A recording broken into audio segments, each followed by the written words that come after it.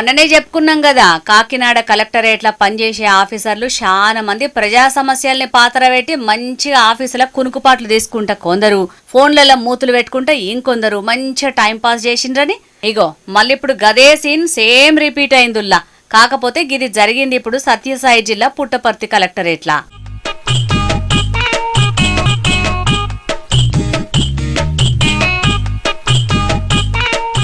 ఇగో చూసిండ్రు కదా, ఒక దిక్కు కలెక్టర్ సారు పబ్లిక్ సమస్యలు ఆర్చుకుంటూ బిజీగా ఉంటే గివన్ చూడురి మంచిగా ఎట్లా నిద్రపోతుందా. మరి ఈ అక్కకు రాత్రంతా ఫైళ్ల మీద సంతకాలు పెట్టనీకే టైం సరిపోలేదో, లేకపోతే ఇంకేదన్నా పరీక్షల గిట్ట ప్రిపేర్ అవుతుందో గానీ పబ్లిక్ మీటింగులోనే మంచిగా కునుకుపాట్లు దిత్తున్నది గిట్లా.